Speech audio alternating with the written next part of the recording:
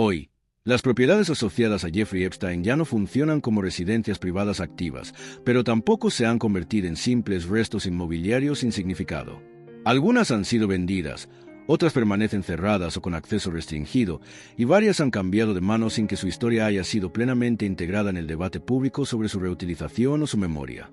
A simple vista, son edificios y terrenos que podrían confundirse con cualquier otro inmueble de alto valor.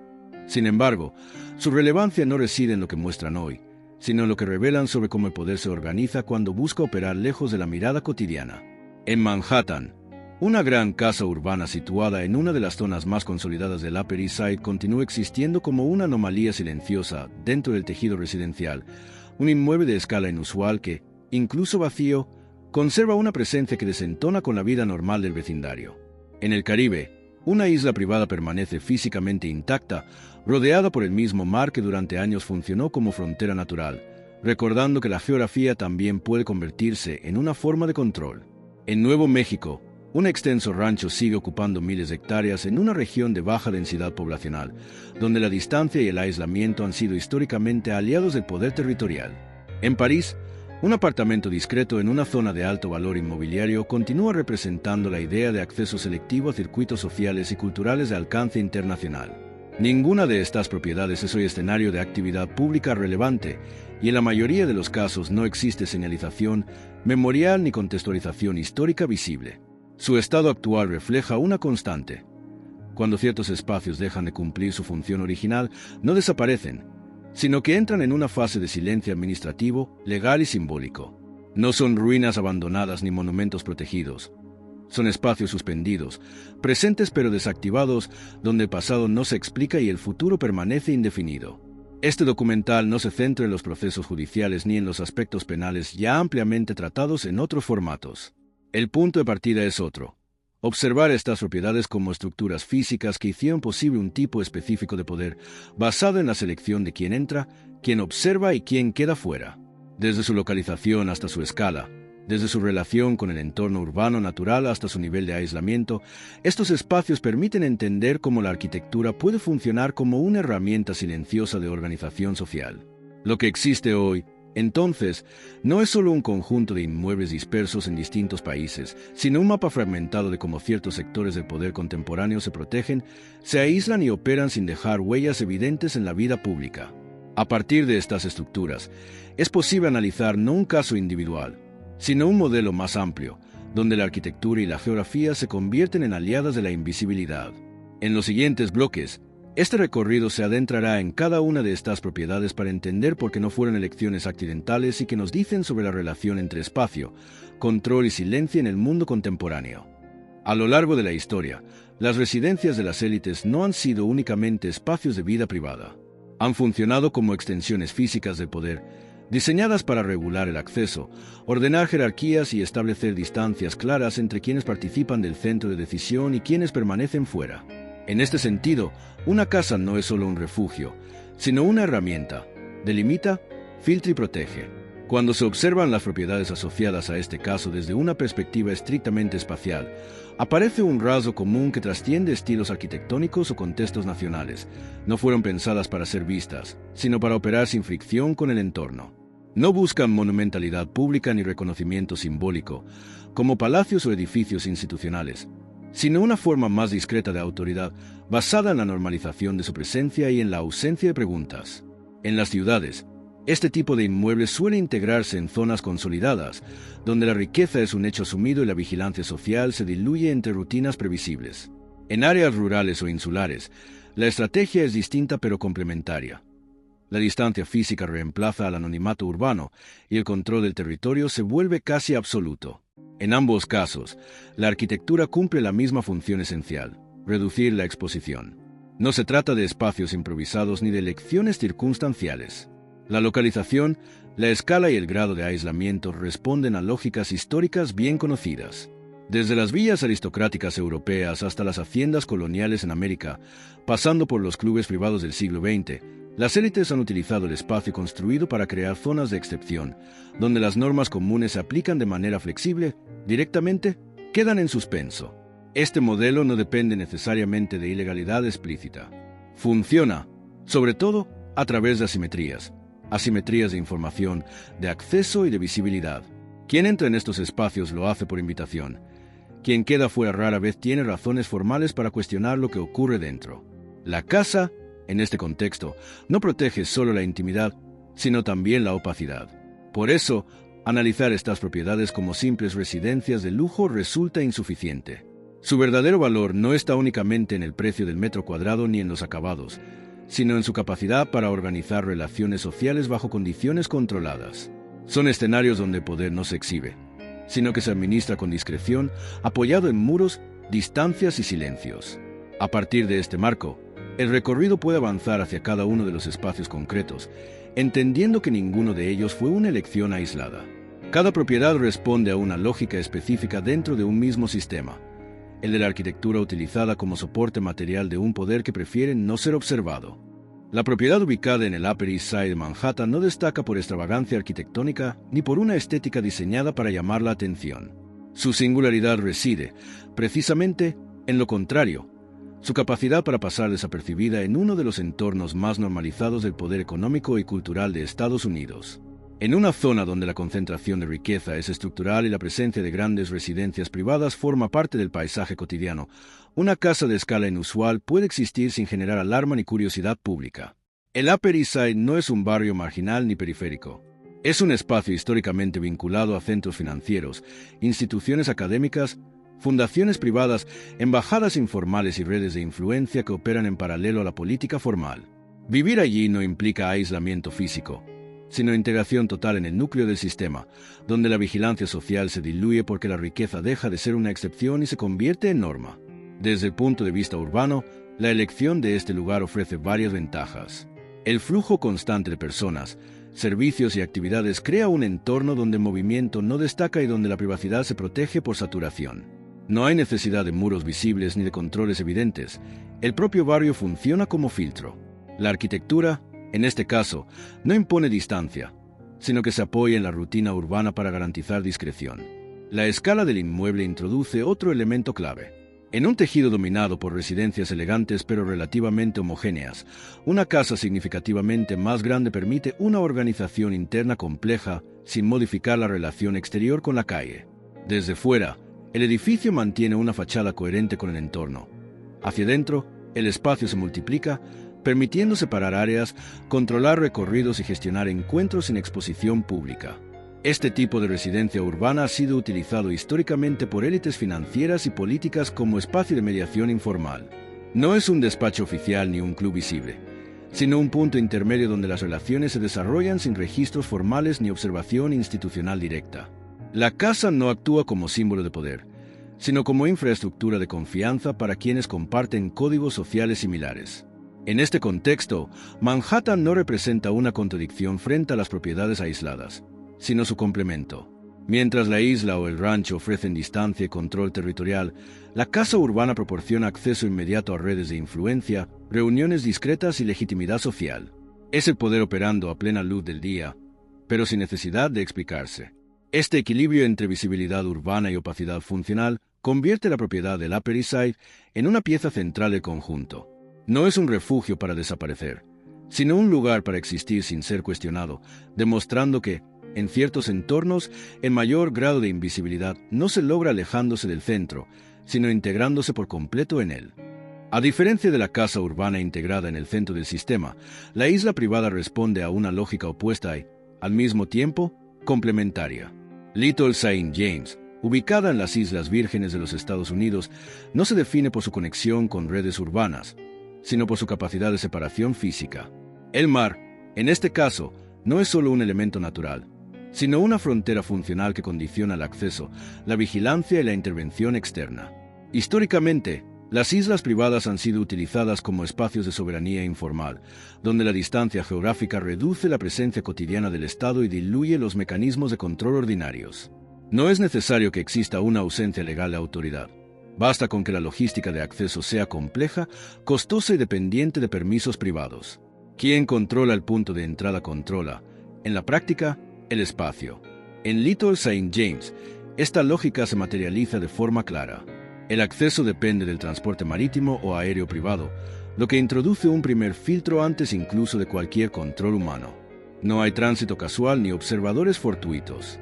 A diferencia de un barrio urbano, donde la vida pública genera testigos involuntarios, la isla funciona como un entorno autocontenido, donde cada presencia responde a una decisión previa. Desde el punto de vista arquitectónico, la isla no se organiza alrededor de un único edificio, sino como un conjunto territorial. Las construcciones, los caminos internos y las zonas de uso están distribuidos para aprovechar el aislamiento natural, creando espacios separados entre sí pero unificados por el control central del terreno. Esta dispersión interna reduce la visibilidad cruzada y permite que distintas actividades coexistan sin interferencias externas. La elección de una isla también tiene un valor simbólico. A lo largo de los siglos, el poder ha utilizado espacios insulares como refugios, enclaves comerciales, prisiones o residencias exclusivas.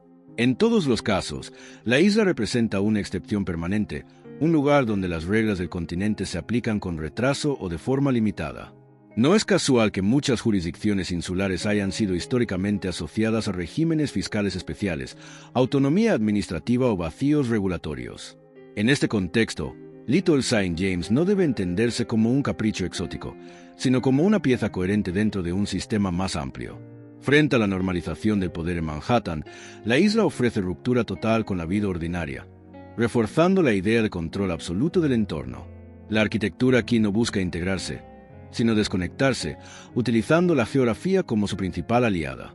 Esta combinación de aislamiento natural, control de acceso y dispersión territorial convierte a la isla en uno de los ejemplos más claros de cómo el espacio físico puede ser utilizado para reducir la supervisión externa sin necesidad de confrontación directa con las autoridades. Es el poder retirándose del centro, no para desaparecer, sino para operar bajo sus propias condiciones. Si la isla representa la excepción jurídica basada en la geografía, el rancho en Nuevo México introduce otro elemento histórico del poder territorial: la vastedad. La propiedad conocida como Zorro Ranch se extiende sobre miles de hectáreas en una región de baja densidad poblacional, donde la distancia entre un punto y otro no solo se mide en kilómetros, sino en tiempo y dificultad de acceso. En este tipo de entorno, el aislamiento no depende de fronteras naturales como el mar, sino de la escasez humana. No hay tránsito espontáneo, vecinos cercanos ni observadores accidentales. La lejanía se convierte en un filtro permanente que reduce la posibilidad de supervisión externa y transforma el territorio en un espacio prácticamente autosuficiente. Históricamente, este modelo ha sido utilizado por grandes propietarios rurales, caciques regionales y élites económicas para ejercer control sin necesidad de visibilidad pública. El rancho, como forma de ocupación del suelo, tiene una larga tradición en América del Norte y América Latina. No es solo una unidad productiva, sino una estructura de poder territorial, donde quien posee la tierra controla el acceso, los recursos y los movimientos dentro de ella. A diferencia de la ciudad, donde el espacio es compartido y regulado colectivamente, el rancho concentra decisiones en una sola autoridad privada. Desde el punto de vista espacial, la escala es el elemento central. Miles de hectáreas permiten dispersar edificaciones, separar funciones y crear recorridos largos entre un punto y otro. Esta dispersión reduce la posibilidad de observación cruzada y dificulta cualquier intervención rápida desde el exterior. Incluso cuando existen caminos, estos suelen ser privados o poco transitados, reforzando la sensación de autonomía territorial. Otro factor clave es el contexto regional. Nuevo México combina grandes extensiones de tierra, baja densidad poblacional y una relación histórica compleja con la propiedad privada y el control del territorio. En este escenario, un rancho de gran tamaño no resulta excepcional ni despierta atención mediática constante. La normalización del paisaje rural actúa como una forma de camuflaje, donde la magnitud del espacio deja de ser noticia. Este tipo de propiedad cumple una función distinta a la de la casa urbana o la isla. No busca integración social ni ruptura total con la jurisdicción, sino desplazamiento del poder hacia zonas donde la presencia del Estado es intermitente. La arquitectura, aquí, no se expresa en fachadas ni estilos, sino en la organización del territorio, en la distancia entre puntos y en la capacidad de controlar un espacio amplio sin interferencias. El rancho completa así un triángulo espacial: ciudad, isla y desierto. 3 entornos distintos, una misma lógica. En todos los casos, el espacio físico se utiliza para administrar quién puede ver, quién puede llegar y quién permanece fuera, demostrando que el poder no necesita esconderse cuando logra situarse suficientemente lejos de la mirada cotidiana. A diferencia de la isla o del rancho, el apartamento en París no ofrece aislamiento geográfico ni control territorial. Su función dentro del conjunto responde a otra lógica, la inserción silenciosa en los circuitos sociales y culturales de alcance internacional. En este caso, la arquitectura no busca separar, sino permitir el acceso selectivo a espacios donde poder opera de manera informal y cosmopolita. París ha sido, durante siglos, un punto de convergencia para diplomáticos, empresarios, académicos, coleccionistas y representantes de élites políticas de distintos países. Poseer una residencia allí no implica únicamente comodidad o prestigio simbólico, sino la posibilidad de habitar temporalmente un nodo central de relaciones, donde encuentros decisivos pueden ocurrir fuera de los marcos institucionales formales. El apartamento, como tipología, ofrece ventajas específicas. A diferencia de una mansión o una propiedad rural, no genera una presencia visible ni despierta atención por su escala. Se integra en edificios residenciales donde el anonimato es compartido y donde el tránsito de personas resulta habitual. La discreción no depende del aislamiento, sino de la normalización del entorno. Entrar y salir no constituye un evento extraordinario, sino parte de la vida cotidiana urbana. Desde el punto de vista arquitectónico, estos espacios suelen privilegiar la privacidad interior sobre la ostentación exterior. Fachadas alineadas con el tejido urbano, accesos compartidos y una organización interna pensada para encuentros controlados permiten que la actividad dentro del inmueble no trascienda al espacio público. La ciudad actúa como un velo. Cuanto más densa y sofisticada, mayor capacidad de absorción del movimiento privado. Este tipo de propiedad cumple un papel estratégico distinto dentro del mapa general. Mientras Manhattan ofrece proximidad al poder financiero estadounidense, París permite conectar con redes europeas y transnacionales, ampliando el alcance social sin necesidad de establecer una presencia permanente o visible. Es un espacio de paso, de encuentros breves, de conversaciones que no requieren registro oficial. Históricamente, las grandes capitales culturales han funcionado como escenarios ideales para este tipo de interacción. Salones privados, residencias discretas y apartamentos bien ubicados han sido utilizados por élites para negociar, intercambiar favores o construir alianzas sin dejar huellas documentales claras. El apartamento parisino se inscribe en esta tradición, no como centro operativo, sino como puente entre mundos. Con esta pieza, el conjunto de propiedades adquiere una dimensión completa. Ciudad central, isla aislada, territorio rural y capital cultural europea forman un sistema coherente. Cada espacio responde a una función específica y todos comparten un mismo objetivo: administrar la visibilidad. No se trata de esconder el poder, sino de situarlo siempre en el lugar donde resulta menos observable. Observadas de manera aislada, estas propiedades podrían interpretarse como decisiones personales, inversiones inmobiliarias o simples variaciones de estilo de vida. Sin embargo, cuando se analizan en conjunto, aparece un patrón claro y consistente.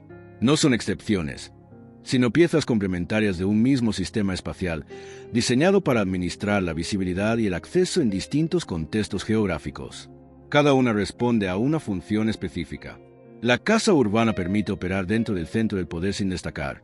La isla introduce una frontera natural que reduce la intervención externa.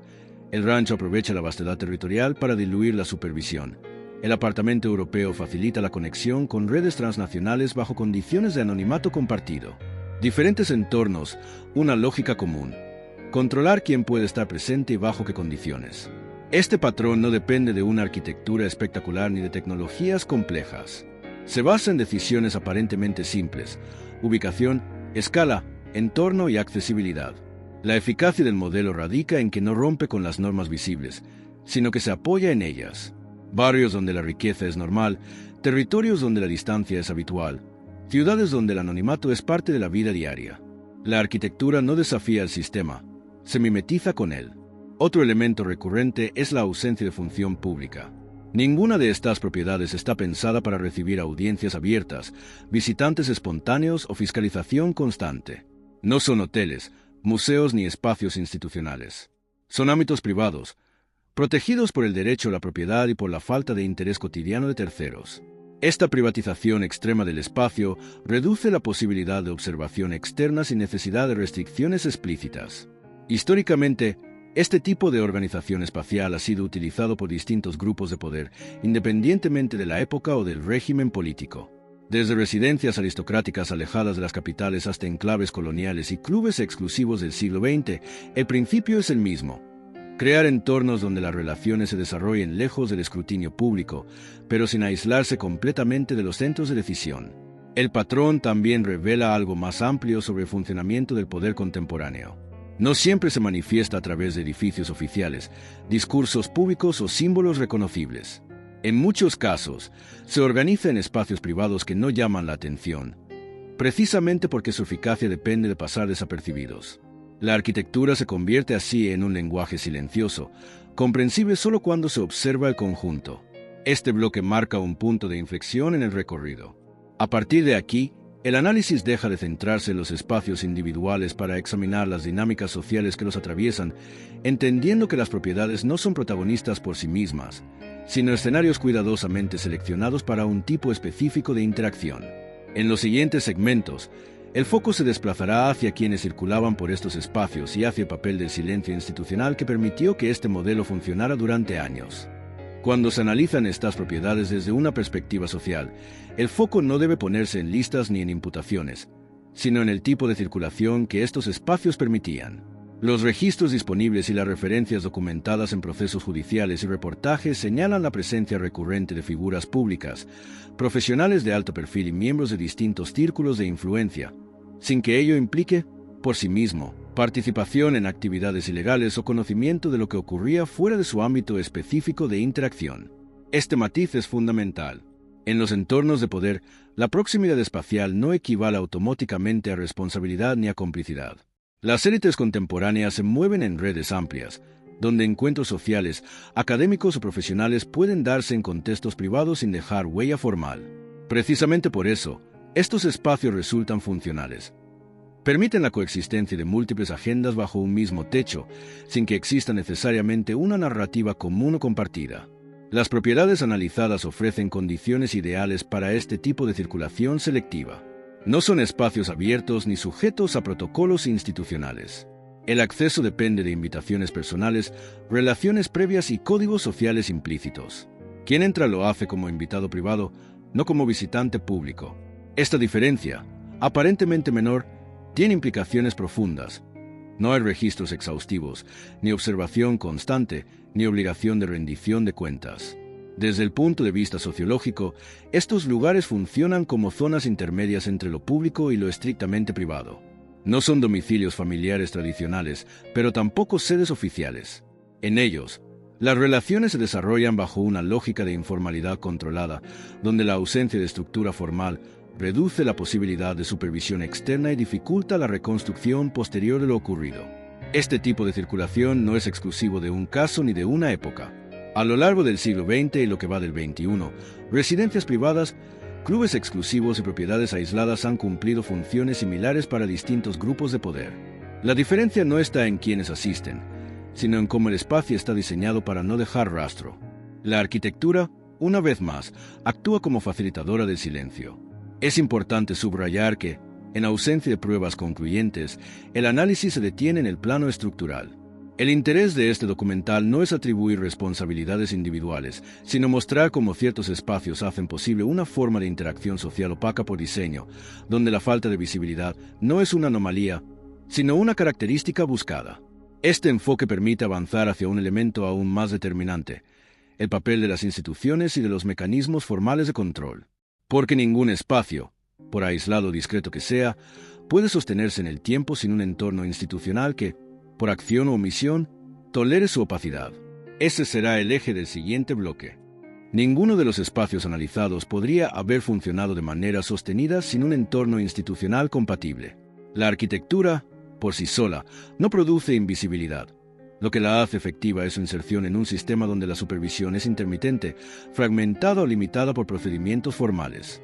En este sentido, el silencio no es únicamente una ausencia de ruido, sino una forma de organización. En los contextos urbanos, rurales o insulares, la protección del ámbito privado está respaldada por marcos legales sólidos. El derecho a la propiedad, la inviolabilidad del domicilio y la presunción de legalidad de las actividades privadas establecen un umbral alto para la intervención externa.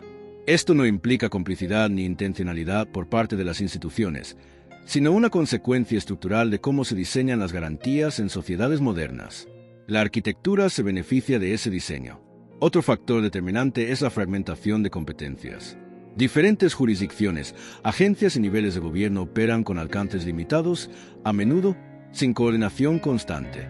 Cuando una red de propiedades se extiende por varios territorios, la supervisión se diluye de manera natural. Lo que en un lugar puede ser visible, en otro queda fuera del radar administrativo. El espacio físico, distribuido estratégicamente, amplifica esa dispersión institucional. La temporalidad también juega un papel clave. Las instituciones reaccionan, en general, ante hechos concretos y documentales. Los espacios privados, en cambio, operan en el largo plazo. Cambian de uso, de propietarios o de estatus sin generar eventos que activen alertas inmediatas. Esta simetría entre lo permanente y lo episódico favorece la continuidad del silencio. La casa, la isla o el rancho permanecen, la atención pública es pasajera. A ello se suma la gestión de la información. Documentos, archivos y procedimientos administrativos no siempre están pensados para ofrecer una lectura integrada del conjunto. Cada expediente responde a una función específica y rara vez reconstruye el mapa completo de relaciones y espacios. Así, el conocimiento queda compartimentado y la arquitectura vuelve a cumplir su función: fragmentar la experiencia y dificultar una visión global. Este silencio institucional no debe entenderse como una falla individual, sino como el resultado de prioridades estructurales. Las instituciones están diseñadas para proteger derechos, administrar recursos y responder a conflictos puntuales, no para interpretar arquitecturas privadas como posibles sistemas de poder. En ese vacío analítico, ciertos espacios prosperan sin ser interrogados. Con este bloque, el análisis alcanza un punto crucial.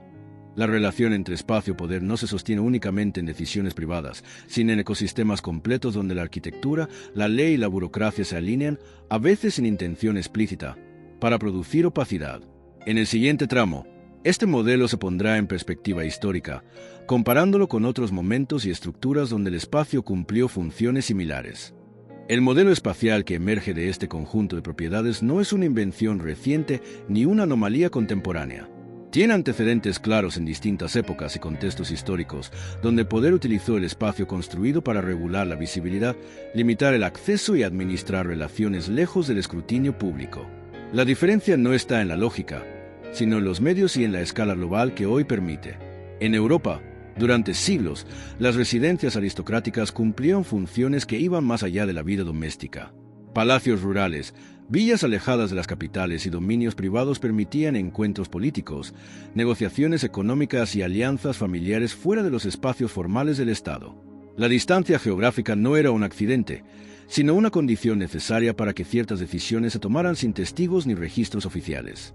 En América, el sistema de haciendas y grandes propiedades territoriales reprodujo una lógica similar. La concentración de tierra otorgaba no solo riqueza, sino autoridad social y control del entorno. En esos espacios, la vida cotidiana, el trabajo y las relaciones de poder se organizaban bajo reglas propias, con una supervisión externa limitada o intermitente. El territorio funcionaba como extensión del poder personal. Durante el siglo XX, este patrón se adaptó a nuevas formas. Clubes privados, residencias exclusivas y enclaves cerrados ofrecieron a las élites urbanas lugares de encuentro donde la informalidad estaba protegida por normas internas y por la condición de membresía.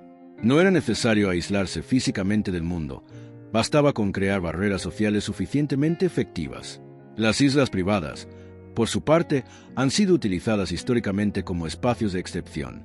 Desde enclaves comerciales hasta refugios personales, su valor residía en la dificultad de acceso y en la flexibilidad jurisdiccional. La geografía ofrecía lo que la arquitectura urbana no podía garantizar por sí sola: control total del perímetro. Lo que distingue al caso contemporáneo es la combinación de todos estos modelos en una sola red. Ciudad central, territorio aislado, enclave insular y capital cultural europea no aparecen como alternativas, sino como capas superpuestas de un mismo sistema. Cada espacio responde a una función específica dentro de una arquitectura de poder que opera de manera distribuida. Esta perspectiva histórica permite entender que el problema no reside en un inmueble concreto ni en una época determinada. El espacio ha sido, de manera recurrente, un recurso político y social, capaz de sostener formas de autoridad que no necesitan proclamarse públicamente. La arquitectura no crea el poder, pero lo hace viable. Con esta comparación, el análisis se desplaza del caso particular hacia una lectura más amplia. Si estos patrones se repiten a lo largo del tiempo, entonces la pregunta ya no es por qué existieron estas propiedades, sino que condiciones permiten que sigan existiendo. Esa reflexión conduce al tramo final del recorrido: el abandono, la reconfiguración y el intento de borrar o neutralizar la memoria de estos espacios. Cuando estas propiedades dejaron de cumplir su función original, no se produjo una ruptura clara ni un cierre inmediato. Lo que siguió fue un proceso gradual de desactivación, en el que los espacios pasaron de ser intensamente controlados a quedar suspendidos en una zona ambigua entre el uso privado y la inactividad. El abandono, en este contexto, no significa ruina visible, sino pérdida de centralidad. En algunos casos, las propiedades fueron vendidas o puestas en el mercado con rapidez. En otros, permanecieron cerradas durante largos periodos, sin un proyecto de reutilización claro. Esta etapa intermedia cumple una función específica: enfriar la memoria. Con el paso del tiempo, la atención pública se desplaza, los debates se diluyen y el inmueble comienza a ser percibido nuevamente como un activo neutral, separado de su historia reciente. La arquitectura facilita este proceso. A diferencia de los espacios públicos, que suelen quedar marcados por su pasado, las propiedades privadas pueden cambiar de significado sin necesidad de explicaciones formales.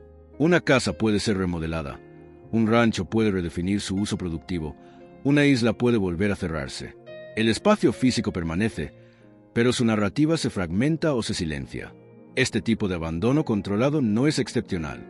Ha sido utilizado en otros contextos históricos como una forma de gestión del pasado incómodo. No se destruye el lugar ni se lo transforma en memorial. Simplemente se lo deja en pausa, permitiendo que el tiempo haga su trabajo. La falta de señalización, de archivos accesibles o de debate público contribuye a que la memoria quede encapsulada. Así, el abandono no representa el fin del poder asociado a estos espacios, sino su reconfiguración. El inmueble deja de ser operativo, pero continúa existiendo como reserva, como posibilidad futura o como activo económico desvinculado de su función original. La arquitectura vuelve a demostrar su capacidad para adaptarse, esta vez al olvido. Hasta 2026, el estado de estas propiedades refleja una constante: no existe una política clara de contextualización histórica. En términos legales y administrativos, son tratadas como bienes privados sujetos a transacciones, regulaciones urbanísticas o ambientales, pero no como espacios con un valor testimonial reconocido. Algunas han cambiado de propietario, otras continúan bajo esquemas de administración restrictiva. En ningún caso se ha consolidado un consenso sobre si deben ser preservadas, transformadas o simplemente reintegradas al mercado inmobiliario sin referencias a su pasado. Este vacío no es casual. Reconocer el valor histórico de un espacio implica asumir responsabilidades simbólicas, algo que suele generar resistencias.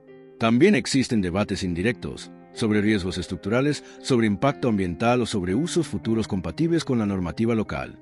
Sin embargo, estas discusiones rara vez abordan el núcleo del problema: ¿qué hacer con lugares que funcionaron como infraestructuras de poder opaco? La tendencia dominante ha sido tratarlos como activos técnicos, no como documentos espaciales. Este tratamiento administrativo refuerza la invisibilidad. Al no ser nombrados ni explicados, los espacios quedan fuera de la memoria colectiva, incluso cuando siguen existiendo físicamente. La arquitectura, una vez más, se convierte en soporte del silencio, ahora no por su uso activo, sino por su neutralización narrativa. Al mirar estas propiedades desde fuera, puede parecer que el tiempo las ha desactivado, que el cambio de propietarios, la venta, el cierre o la simple falta de actividad visible bastan para convertirlas en lugares neutros. Pero la neutralidad, en arquitectura, casi nunca existe, porque los espacios no solo guardan recuerdos, sino que condensan decisiones. Y las decisiones dejan formas, recorridos, umbrales, distancias, puntos ciegos y una idea muy concreta de quién tiene derecho a estar, a entrar, a permanecer y a salir sin ser preguntado. En ese sentido, lo más inquietante de este mapa no es que incluya una casa urbana, una isla, un rancho y un apartamento europeo, sino que cada uno representa una solución distinta al mismo problema. Cómo construir invisibilidad dentro de sociedades que se suponen vigilantes, cómo producir un tipo de privacidad que ya no es simple intimidad, sino un régimen espacial, una técnica de organización social donde la separación entre lo público y lo privado no sirve para proteger la vida cotidiana, sino para crear zonas donde la rendición de cuentas se vuelve improbable. La arquitectura, aquí, no actúa como escenario decorativo, actúa como sistema. Selecciona, filtra, fragmenta, dispersa y al hacerlo transforma el azar en control. Por eso, Cuando el debate se limita a una biografía o a un expediente judicial, el análisis suele quedarse corto, no porque esos hechos no importen, sino porque el poder rara vez depende de una sola persona. Depende de infraestructuras. Y una infraestructura es, por definición, algo que puede sobrevivir a sus ocupantes, que puede cambiar de mano sin cambiar de función profunda, y que puede ser reutilizada sin que su lógica sea cuestionada. En el momento en que una propiedad se vende, se remodela o se renombra, el relato se reordena y el lugar vuelve a ser un inmueble más. Pero sus capacidades siguen ahí. La capacidad de aislar, de controlar accesos, de borrar trazos, de sostener encuentros sin registro, de funcionar como un mundo pequeño donde las reglas de afuera llegan tarde o no llegan. La pregunta que queda, entonces, no es qué ocurrió exactamente en cada una de estas direcciones, porque en muchos puntos solo existen fragmentos, testimonios parciales y documentos que deben ser leídos con cuidado, sino algo más estructural. Porque existen condiciones sociales, económicas y legales que hacen posible que ciertos espacios operen durante años sin ser interrogados. Y esa pregunta incomoda porque no apunta a un culpable individual, sino a un ecosistema, a una cultura de privilegio donde la riqueza compra no solo bienes, sino también tiempo, distancia, silencio y complejidad administrativa, donde el laberinto jurídico no es un accidente, sino una ventaja, donde la reputación funciona como pasaporte, y donde la idea de propiedad privada puede transformarse, sin que nadie lo anuncie, en una forma de soberanía práctica. Si algo muestran estas propiedades es que el poder contemporáneo no siempre se ejerce en edificios oficiales, ni en salas de prensa, ni en instituciones visibles, sino en lugares que parecen ordinarios dentro de su contexto. Una calle rica donde todos son ricos, una capital donde la discreción es norma, un territorio rural donde la vastedad es paisaje, una isla donde el perímetro es natural. La invisibilidad no se logra solo escondiéndose. Muchas veces se logra eligiendo el entorno correcto, aquel donde lo excepcional se vuelve normal y donde las preguntas suenan fuera de lugar. Y hay otra dimensión todavía más profunda, la del olvido como política. Cuando un lugar queda asociado a un pasado incómodo, las sociedades enfrentan una decisión silenciosa, convertirlo en memoria o reintegrarlo al mercado como si nada. La mayoría de las veces gana la segunda opción, porque es más fácil, porque evita conflictos, porque mantiene valor económico intacto y porque exige menos de todos. Así, el espacio se limpia sin necesidad de decirlo. No se destruye, se neutraliza. No se recuerda, se administra. Pero esa elección tiene un costo, porque cada vez que un lugar se borra sin ser entendido, el modelo que lo hizo posible queda disponible para repetirse. Tal vez por eso este recorrido importa incluso cuando todo parece haber terminado. Porque, al final, estas propiedades funcionan como una advertencia silenciosa. El problema no es solo lo que un individuo hizo o dejó de hacer. El problema es que la arquitectura, la geografía y las instituciones pueden alinearse, a veces sin intención explícita, para producir espacios donde el control es total y la supervisión es mínima. Y mientras esas condiciones sigan existiendo, el poder seguirá encontrando formas de volverse invisible, no por magia, sino por diseño. Mirar estas casas, esta isla, este rancho y este apartamento como documentos espaciales es, en última instancia, una manera de tomar en serio algo que suele ignorarse. Que el espacio también es política, que los muros también son decisiones, que la distancia también es una forma de autoridad, y que el silencio, cuando se sostiene durante años, casi nunca es casual. Si llegaste hasta aquí, probablemente ya entendiste que este no es un vídeo sobre una persona, ni sobre un caso aislado, sino sobre cómo el espacio puede organizar lo invisible. Las casas, las islas y los territorios no hablan, pero tampoco son neutrales. Conservan decisiones, recorridos y límites que siguen actuando incluso cuando sus protagonistas ya no están. Si este recorrido te hizo pensar en otros lugares, en otras arquitecturas o en otros contextos donde el poder también se expresa a través de la distancia, el aislamiento o la discreción, este canal existe precisamente para eso. Para leer los espacios como testigos del tiempo, no como simples escenarios.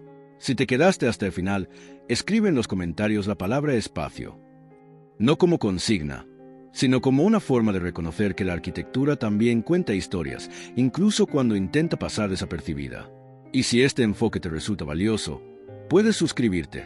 Aquí seguimos observando los lugares que permanecen, aun cuando todo alrededor cambia.